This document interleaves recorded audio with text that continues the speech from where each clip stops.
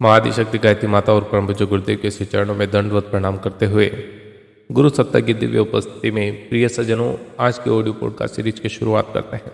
परिवार निर्माण में कुछ महत्वपूर्ण नियम हैं जिन्हें हमें अपनाना चाहिए। तो आज सबसे पहला नियम हम डिस्कस करने जा रहे हैं, हम उसको जानेंगे समय का सदुपयोग। कितने लोग समय का सदुपयोग करते हैं? अपने अंदर झांक कर देखें, परिवार के सदस्यों को एक बार देखें कितने लोग सदुपयोग करते हैं, कितना व्यर्थ समय बिताते हैं।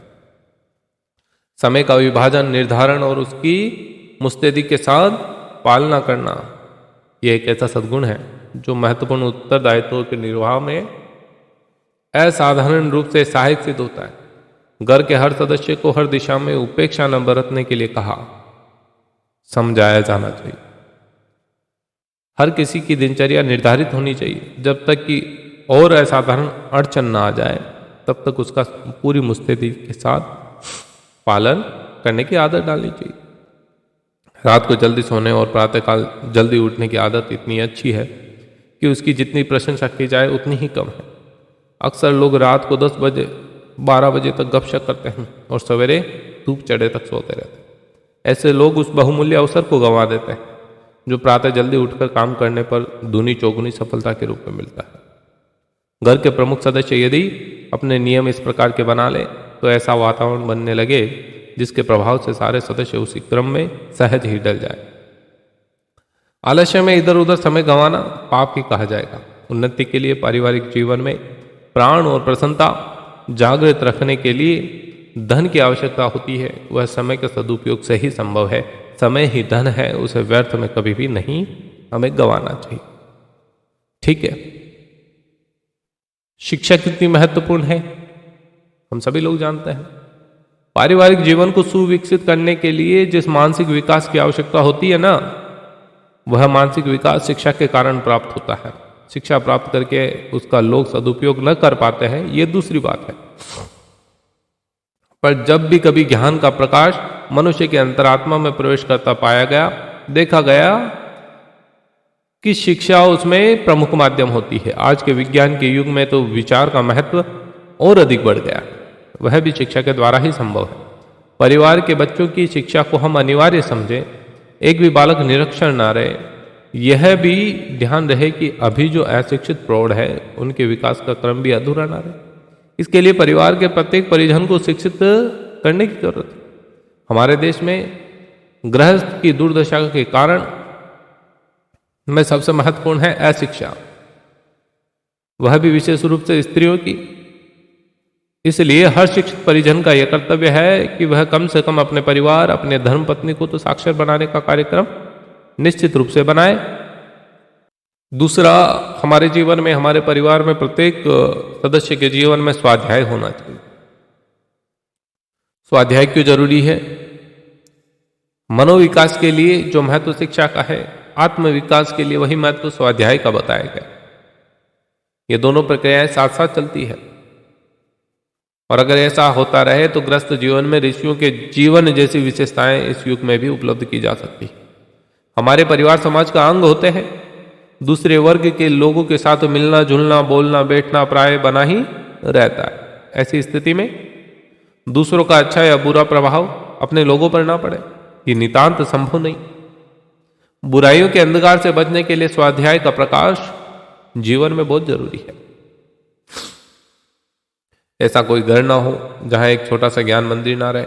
लोगों को उत्तम ज्ञान और चरित्र निर्माण विषयक साहित्य घर में उपलब्ध होता रहे, उसके स्वाध्याय का क्रम भी चलता रहे, ये बहुत जरूरी है।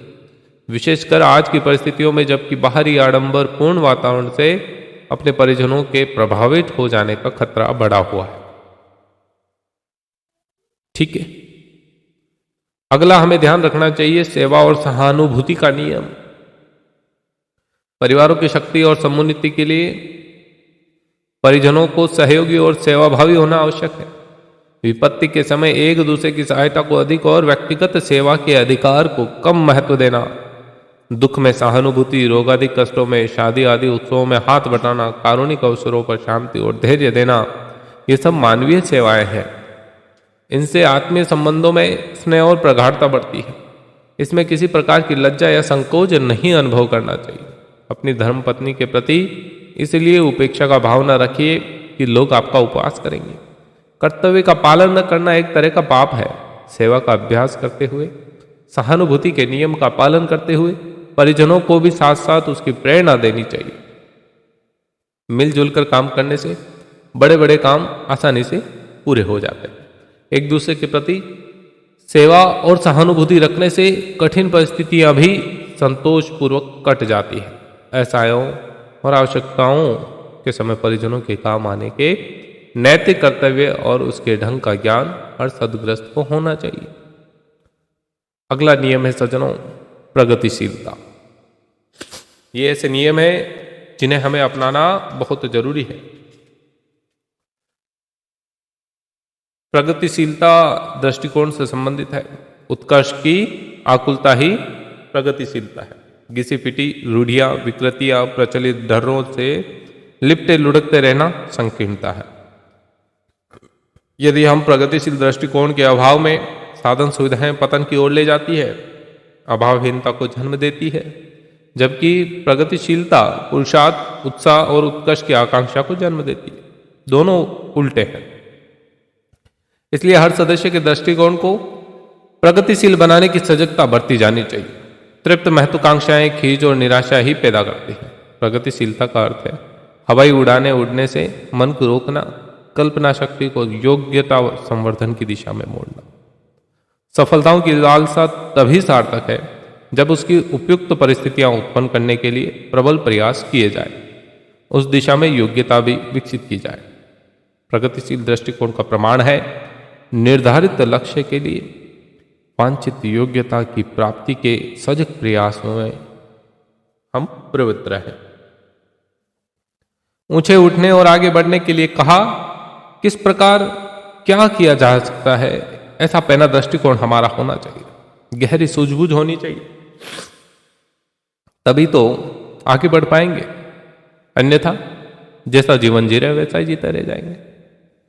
परिवार में प्रत्येक सदस्य को सज्जनों ये गुण अवश्य सिखाना चाहिए। मितव्ययता का क्यों जरूरी है, इसके पीछे बहुत बड़े लॉजिक है।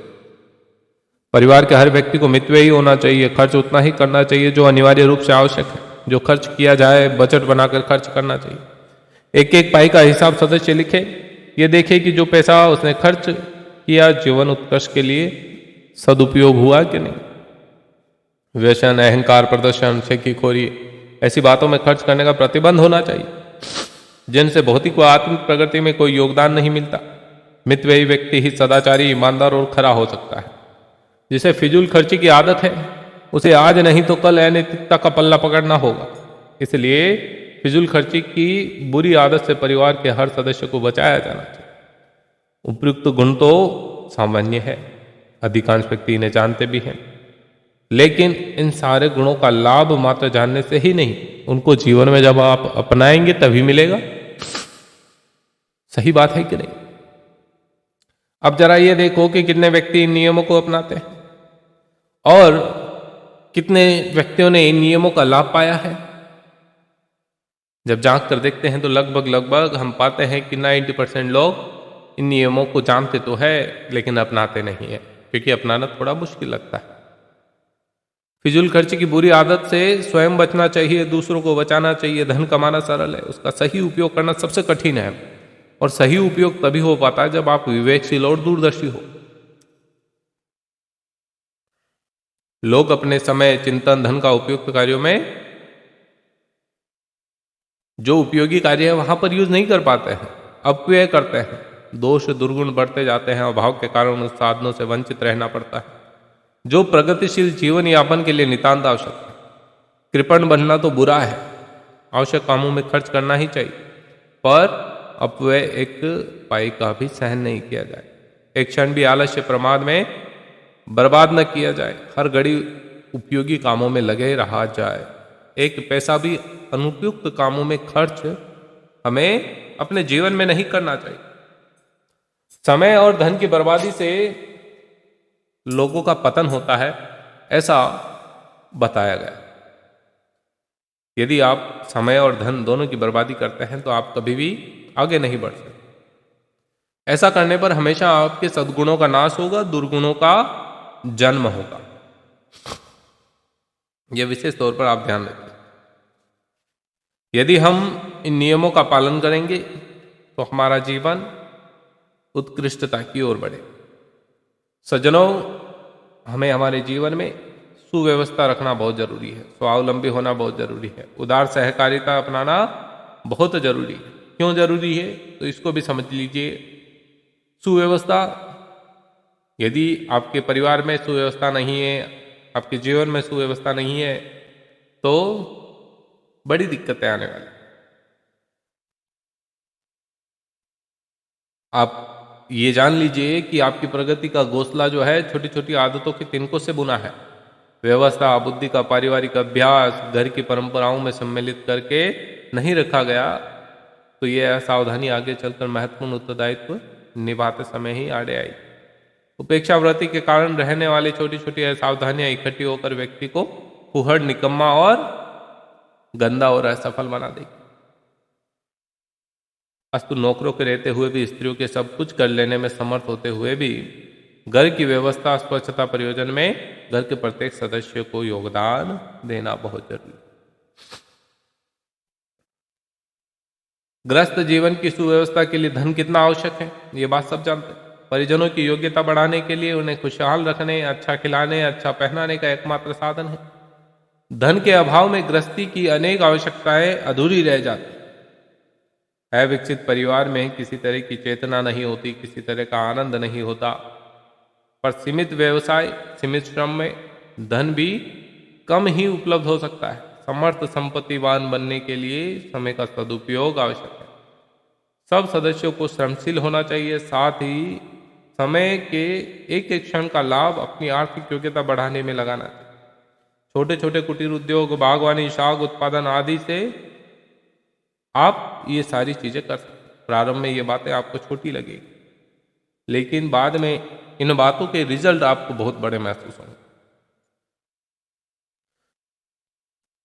उदार सहकारिता, इसका मतलब है कि ऐसा नहीं कि आपने आपका काम कर लिया तो मैं दूसरे का सहयोग क्यों करूं। सहकारिता का मतलब है मिल बांट कर चलना।